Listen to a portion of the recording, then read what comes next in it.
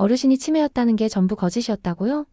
그녀의 입에서 새어나온 말은 로비 전체의 공기를 얼려버릴 만큼 충격적이었다. 이 모든 게 테스트였다고요? 2번 클릭하시면 반전 스토리 지금부터 시작됩니다. 공항까지 불과 이틀. 박정수 여사는 민서의 사진 앞에 앉아 조용히 눈을 감고 있었다. 광숙 씨가 와줘서 정말 다행이야 라는 말이 속으로 맴돌았다. 그토록 지키려 했던 고집도 감정도 자존심도 이제는 조금 내려놓을 수 있을 것 같았다. 하지만 아직 끝나지 않은 일이 있었다. 한동석과 단둘이 마지막으로 마주해야 할 말들이 남아있었다. 호텔 스위트룸. 오후 늦은 햇살이 창을 타고 스며들었다. 한동석은 무거운 눈빛으로 박정수를 바라보았다. 둘 사이의 침묵은 짧지만 묵직했다. 박정수가 먼저 입을 열었다. 한서방, 민서가 떠난 이후 넌 여전히 그 자리에 머물러 있었지? 한동석은 천천히 고개를 끄덕였다. 어머님, 민서는 내 책임이었어요. 하지만 광숙 씨는 선택이에요. 박정수는 눈을 감았다가 다시 떴다. 그 한 문장이 그녀를 울컥하게 만들었다. 평생 완고했던 이 여인은 처음으로 사위의 감정에 진심으로 귀를 기울였다. 그 말 믿을게. 한서방. 이제는 놓아줄게. 민서도 너도. 한동석은 자리에서 일어나 박정수의 손을 잡았다. 미국 가시기 전에 고맙다는 말 꼭 드리고 싶었어요. 어머니라고 불러도 될까요? 박정수는 피식 웃었다. 그래, 오늘 하루만은 그렇게 부르렴. 내일부턴 다시 멀리 있을 테니. 며칠 전 호텔 근처 조용한 찻집. 따뜻한 유자차 향이 조용히 피어오르는 공간. 마광숙은 박정수를 마주한 채 말없이 앉아 있었다. 오랜 침묵 끝에 박정수가 먼저 입을 열었다. 광숙 씨, 사실은 나 치매 아니에요. 말 한마디에 광숙은 찻잔을 내려놓았다. 미동도 없이 박정수를 바라보다가 천천히 말을 이었다. 방금 뭐라고 하셨어요? 박정수는 조용히 눈을 맞췄다. 치매는 아니에요. 일부러 그렇게 보였어요. 처음엔. 당신을 시험해보고 싶었어요. 정말 이 가족을 생각하는지 아니면 그냥 한서방 옆자리가 탐나서인 건지. 그 말에 마광숙의 입술이 파르르 떨렸다.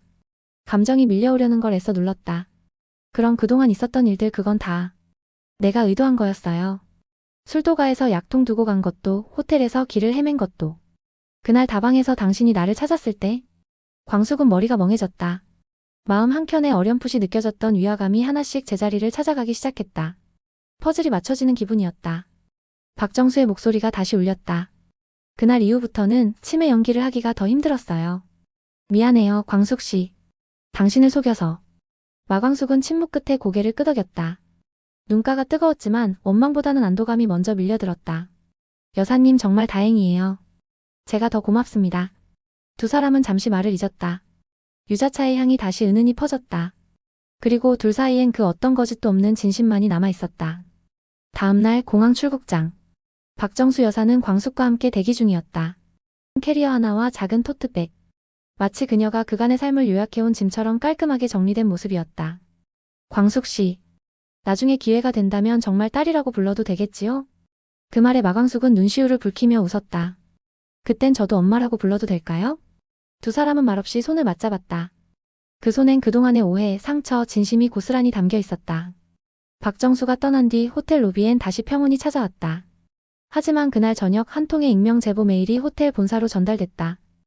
해당 여성이 과거 사기 전과가 있으며 현재도 허위 사실을 유포 중입니다. 발신인 박상남. 호텔 총괄팀장은 즉시 임원진 회의에 이 내용을 보고했고 호텔 측은 이미지 타격을 우려해 마광숙 측에 사실 확인 요청을 했다. 마광숙은 그제야 메일을 확인했고 박상남의 이름을 보자 이가 갈릴 듯 이를 꽉 물었다. 또 이 사람인가요? 이번엔 정말 끝을 봐야겠네요. 그녀는 잠시 숨을 고른 뒤 호텔 대표실을 찾아갔다. 제가 해명하겠습니다. 그리고 제 변호사도 입장을 전달할 겁니다. 이건 명백한 명예훼손이에요. 그녀의 목소리는 흔들림 없었고 눈빛은 단단했다. 이 사건은 본사 내부에 빠르게 회람되었고 곧 사내 익명 게시판에는 마광숙이 꽃뱀, 진짜 전과자? 같은 자극적인 제목의 글들이 줄줄이 올라왔다. 마광숙은 호텔 복도에서 직원들의 수군거림을 견뎌야 했다. 하지만 그 순간 호텔 정문에서 기자 한 명이 등장했다. 그는 마광숙을 지목하며 묻기 시작했다. 마광숙 씨, 최근에 있었던 익명 제보 내용 사실입니까? 그 순간 한동석이 나타났다. 저와 함께 이야기하시죠. 그는 기자를 데리고 안으로 들어가며 단호히 말했다. 그 사람은 내 가족입니다. 이 호텔이 책임질 사람은 그녀가 아니라 익명 뒤에 숨은 비겁한 거짓말쟁이에요. 다음날 호텔 공식 SNS 계정에 반박 입장문이 게시됐다. 호텔은 마광숙의 명예를 지키겠다고 밝혔고 법적 대응을 예고했다. 고지어 박상남에게도 내용 증명이 전달되었다. 그제서야 그는 황급히 SNS 계정을 비공개로 전환하고 연락을 끊었다. 하지만 이미 돌이킬 수 없었다. 광숙은 곧장 노트북을 열어 변호사에게 보낼 서류를 정리했다. 이제는 혼자가 아니었다. 자신을 믿어주는 사람들이 있었다. 지켜야 할 가족이 있었다. 그날 밤 숙소로 돌아온 마광숙은 혼자 노트북 앞에 앉아 조용히 입을 열었다. 또 시작이군요, 박상남. 대체 왜 그렇게까지 날 무너뜨리려는 걸까? 그녀는 손을 떨며 커피잔을 들었다. 차가운 공기 속에서 김이 조금씩 흩어졌다. 이제는 나도 쉽게 무너지지 않아요. 눈가가 붉어졌지만 그녀는 고개를 들었다. 나를 꽃뱀이라 부르던 그 사람들, 나를 지켜보던 그 시선들 다 상관없어요. 왜냐면 이제 지켜야 할 사람이 생겼거든요. 그녀는 조용히 노트북을 덮었다. 그 덮이는 소리에 그녀의 다짐이 함께 담겨 있었다. 며칠 후 민서의 납골당 앞. 한동석이 서 있었다. 손엔 하얀 국화 한 송이. 민서야, 나 이제 너 놓아줄게. 미안하다. 그리고 고맙다. 그는 무릎을 꿇고 눈을 감았다. 그리고 속삭였다. 광숙이 나를 다시 살게 했어. 그리고 그날 밤 독수리 술도가. 오천수는 광숙의 얘기를 듣고는 눈을 질끈 감았다. 형수님 아니 이젠 진짜 누님이네. 오홍수는 박장대소를 터뜨리며 막걸리를 땄다.